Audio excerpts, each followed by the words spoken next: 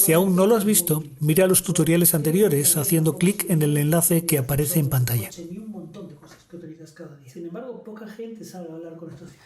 En un tutorial pasado les mostré cómo cuando tenemos una variable formada por dos palabras podemos separar visualmente la segunda de la primera escribiéndola con mayúscula. Este método tiene, sin embargo, un inconveniente. Python distingue entre mayúsculas y minúsculas, así que los nombres de variable que aparecen aquí representan variables distintas. Es fácil poner mayúscula unas veces y no ponerla otras. Para evitar errores, muchos programadores de Python prefieren no usar mayúsculas en los nombres de las variables, así que separan las palabras con un guión bajo, como aquí. Los guiones bajos son los que también se llaman últimamente barras bajas. Este método es el que les recomiendo y el que voy a usar a partir de ahora. Los nombres de variable pueden contener solamente letras, números y guiones bajos. Cuidado porque aunque puedan tener números, no pueden empezar con un número. En los siguientes ejemplos, ¿puedes identificar nombres válidos y no válidos de variables? Están mal los dos últimos. No podemos llamar a una variable 1x porque empieza por un número. También respuesta con signo de admiración es un nombre no válido de variable porque usa este signo. El único signo admitido, es decir, el único carácter que no sea letra o número que se admite, es el guión bajo. Se pueden asignar múltiples variables de esta forma. Fíjate que a cada valor se le asigna un nombre de variable en el mismo orden en el que se escriben. Hay unas pocas palabras clave que en inglés llamamos keywords, que son las básicas que forman el idioma Python. No podemos usar una de estas palabras como nombre de variable. Si quieres saber qué palabras son, usa el comando help, con paréntesis, para entrar en la ayuda interactiva. Queremos saber las keywords, así que lo tecleamos y nos aparece esta lista. No debemos usar ninguna variable que se llame and, o for, o not, porque están reservadas por el propio lenguaje Python. Fíjate que aún estamos dentro de help. Para volver al prompt de Python simplemente pulsa enter. Recuerda que concatenar es unir cadenas de texto. Se pueden concatenar variables de tipo string, o textos entrecomillados, o una mezcla de variables y textos literales. Como vimos en el tutorial 2, vamos a crear dos variables string. Y las concatenamos en un print. Podemos concatenar nuestras variables con un espacio interno para separar las frases. Voy a intentar algo distinto. La última línea del mensaje de error comienza diciendo error de tipo de variable. Solo puedo concatenar variables de clase string y no de tipo int a la cadena. Python no puede concatenar texto y números. Si queremos concatenar un número a una cadena de texto, primero hay que convertir ese número en texto. Para eso podemos usar el comando string, str, paréntesis. Observa esto.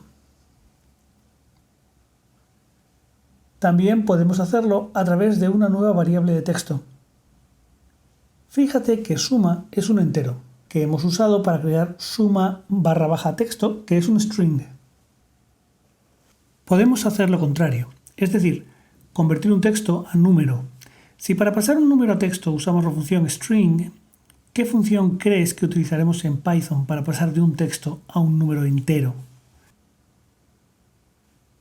Usaremos la función int. Creamos una variable que llamamos nuevo-número. Type nos muestra que la nueva variable es ahora un número entero. Al poner el número 12 entrecomillado, la variable edad es un string y almacena una cadena de texto, no un número. Si intento usarla como un número, voy a obtener un error. Lo resuelvo con int. Aunque podría crear una nueva variable, esto no es necesario, ya que como ves, aquí también puedo usar int directamente dentro del cálculo. De forma similar, hay una función float, que convertirá un texto que representa un decimal en un número decimal. Aunque valgan lo mismo en los cálculos, 23 es un número entero y 23.0 un decimal.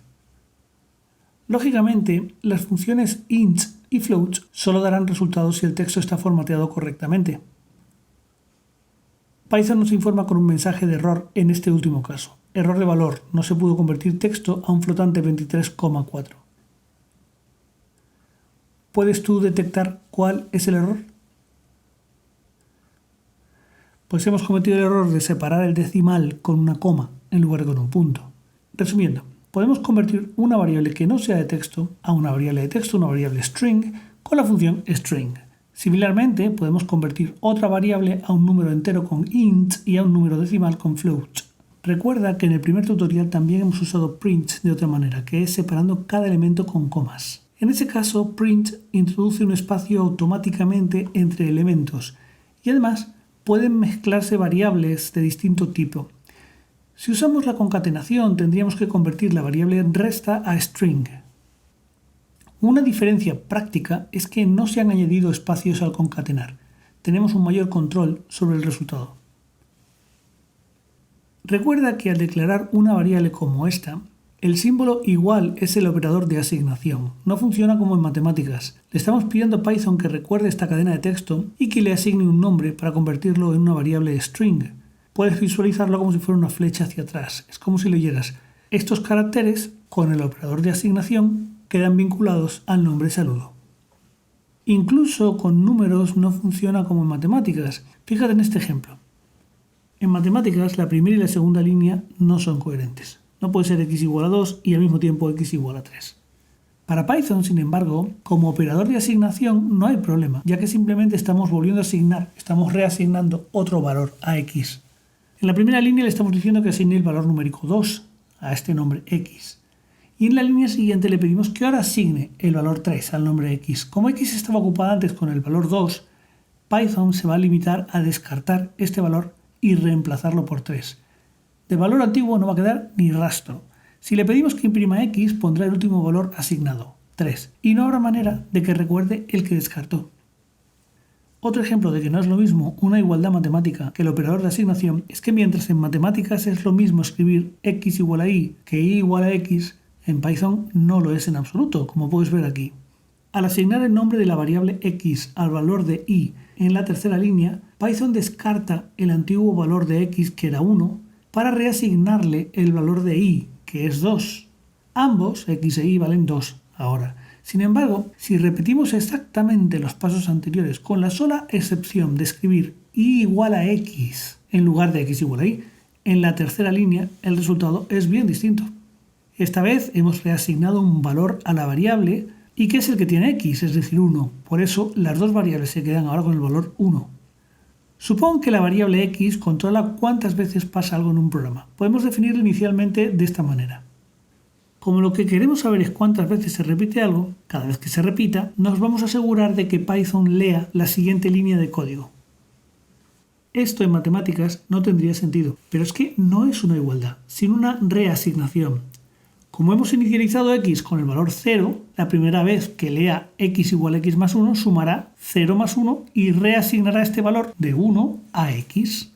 La próxima vez que lea x igual a x más 1, esta vez sumará 1 al valor 1 y reasignará así el valor 2 a x. Cada vez que lo lea, aumentará x en 1, en una unidad. El incremento constante de un valor se usa tanto en programación que hay un operador especial para abreviarlo. Se trata de más igual. Este operador utiliza el valor a la derecha de él y lo suma al valor actual de la variable. Así que en vez de escribir esto, podemos escribirlo así. Si queremos contar de 2 en 2, podemos hacerlo así. Esta vez voy a llamar contador-a-pares a la variable. Si quiero escribir esto, ¿cómo lo abreviarías con un operador de asignación compuesto? Te doy unos segundos para que lo pienses.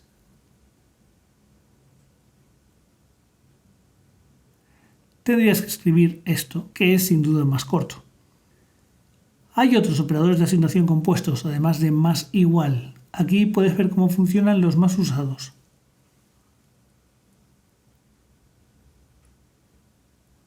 Los operadores compuestos realizan la operación que hay antes del signo igual, tomando como operandos la propia variable y el valor a la derecha del signo igual.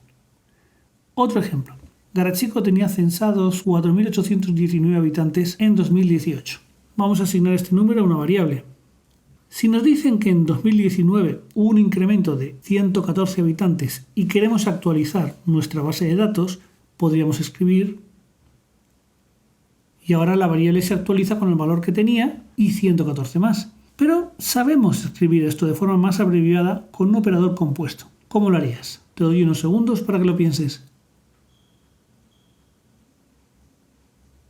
Lo haríamos así. Y si cuando terminó 2020 nos dijeron que esta vez la población disminuyó y hay 54 habitantes menos, ¿cómo lo escribirías con un operador compuesto?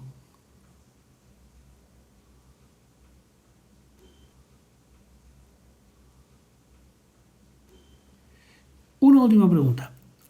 Si quisieras triplicar, es decir, multiplicar por 3 el valor de una variable, supongamos que se llama esta variable mi sueldo, con guión bajo entre mi y sueldo, ¿cómo lo harías con un operador compuesto?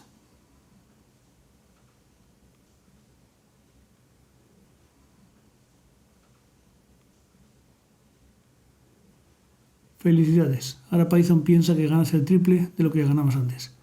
Si una variable se tiene que aumentar o disminuir un porcentaje, se suele emplear el operador de multiplicación.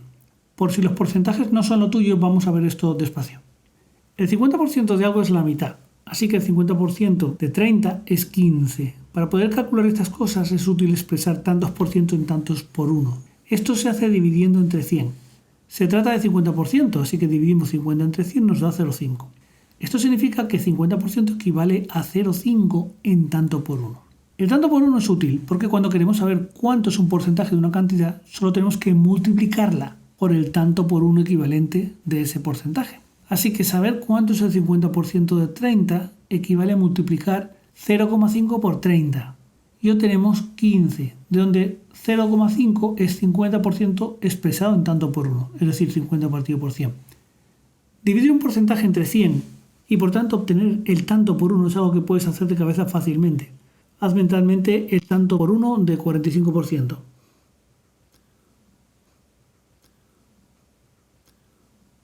Pues 0,45 y el del 100%, 1. Y el del 10%, vale, y el del 5%.